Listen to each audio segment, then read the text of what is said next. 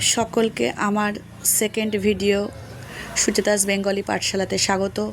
দেখো, তোমাদের ফার্স্ট ক্লাসে তোমরা বঙ্গ আমার জননী আমার কবিতাটি আমি পড়িয়েছিলাম। জানি না তোমরা কে কতটা বুঝতে পেরেছো। সমস্যা হলে আমাকে প্লিজ কমেন্টে জানাবে। এবার আজকে তোমাদেরকে ওই বঙ্গ আমার জননী আমার ওই কবিতারই কিছু গুরুত্বপূর্ণ কোয়েশ্চেন অনুশীলনী যেগুলো ছিল সেগুলো আমি সলভ করে দিয়েছি। প্রথম প্রশ্নটা কী ছিল? কবি দ্বিজেন্দ্রলাল রায় রচিত দুটি কাব্যগ্রন্থের নাম আর্যাগাথা প্রথম ভাগ এবং মন্ত্র। কবি দ্বিজেন্দ্রলাল রায়ের কবিতার মূল সুর কী ছিল? স্বদেশ প্রেম। তারপর দেখো, দুই দাগে ছিল বিশেষ্য বিশেষণ, মলিন মলিনতা, আসন আসেন, প্রণতি প্রণত, মাধুর্য মধুর, দৈন থেকে দিন। তিনে কী ছিল?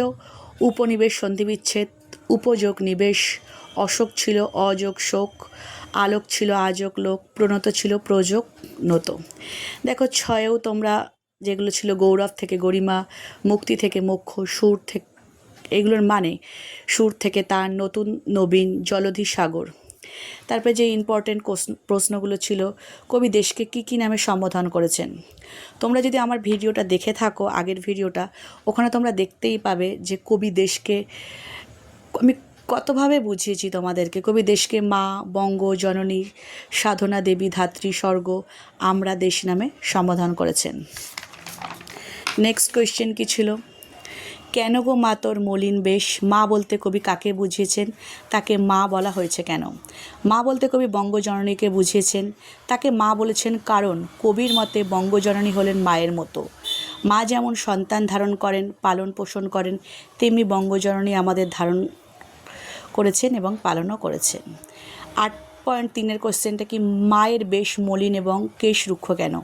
মা বলতে কবি বঙ্গজননীকেই বুঝিয়েছেন মায়ের বেশ মলিন ও রুক্ষ, কেননা বিদেশি শাসনে মায়ের আসনের গরিমা ধূলিসাৎ হয়েছে। কারণ আমরা তোমাদেরকে আগেই বলেছি আমি যে এই কবিতাটি যখন লেখা হয়েছিল তখন স্বাধীনতার অনেক আগে। তার প্রাচীন গৌরব অস্তমিত, তাই তার জীর্ণ বসন, দৈনবেশ এবং মায়ের আসনে আজ সেই গৌরবের গরিমা আর নেই। তাই তার চেহারায় না আছে ঔজ্জ্বল্য, না আছে পোশাকের পরিচ্ছন্নতা। তাই তিনি যেন এক দুঃখিনী ভিখারিতে পরিণত হয়েছেন। 8.4 কোয়েশ্চেনটা কী ছিল? অশোক কোথায় তার প্রভাব বিস্তার করেছিলেন? অশোক মগধের রাজা ছিলেন, যেখান থেকে তিনি কলিঙ্গ জয় করেন। তারপর তিনি রাজ্য জয় ছেড়ে ধর্মে মনোনিবেশ করেন। তিনি সুদর সিংহলে বৌদ্ধ ধর্ম প্রচার করতে গিয়ে তার পুত্র মহেন্দ্র ও কন্যা সংঘামিত্রাকে পাঠান। সুদাল গান্ধার থেকে কন্যাকুমারিকা পর্যন্ত, এমনকি ভারতের বাইরেও তার প্রভাব বিস্তার করেছিলেন। 8.5 কী আছে? অর্ধ জগৎ ভক্তি প্রণত চরণে যার। অর্ধ জগৎ বলতে কবি কী বুঝিয়েছেন? কার চরণে তা প্রণত হয়েছে?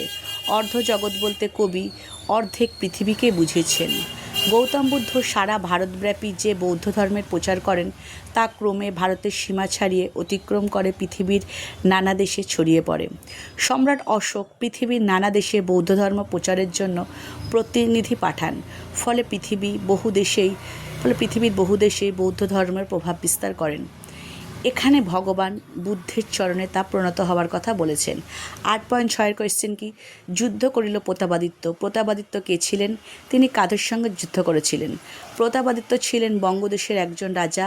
তিনি ছিলেন বিখ্যাত 12 ভূঁইয়া বা 12 জন রাজার অন্যতম। যশোর, খুলনা ও 24 পরগনার এক বিস্তীর্ণ অঞ্চল তার শাসনাধীন ছিল। প্রতাপাদিত্য বাংলার মুঘল আধিপত্য বিস্তারের বিরুদ্ধে মুঘল বাহিনীর সঙ্গে লড়াই করেছিলেন। এই প্রশ্নটা হয়ে গেল। এবার কি আছে? 8.7 প্রশ্নটা দেখো। ধন্য আমার। আমার বলতে কাদের কথা বোঝানো হয়েছে? আমরা কখন নিজেদেরকে ধন্য বলে মনে করতে পারি? আমরা বলতে এখানে যারা বঙ্গদেশে বসবাস করে তাদের কথা বলা হয়েছে। যখন আমরা বঙ্গজননীর দুঃখ ঘোচাতে পারব ও তাকে বিদেশি শাসন শৃঙ্খল থেকে মুক্ত করে তাকে গৌরবের আসনে প্রতিষ্ঠিত করে তাকে বীর সন্তানের মতো সুকীর্তি স্থাপন করতে পারবো, তখন নিজেদেরকে ধন্য বলে মনে করতে পারবো। নেক্সট কোয়েশ্চেন কি? 8.8 নবীন গরিমা কীভাবে ললাটে ফুটে উঠবে? আমরা বঙ্গজননীর বিদেশি পরাধীনতার শৃঙ্খল মোচন যেদিন করতে পারবো সেদিন বঙ্গজননীর দৈন্য কেটে যাবে। কবি বলেছেন বঙ্গজননীকে যেদিন আমরা বিদেশিদের হাত থেকে বিদেশির পরাধীনতার থেকে মুক্ত করতে পারবো সেদিনই বঙ্গজননীর দৈন্য কেটে যাবে।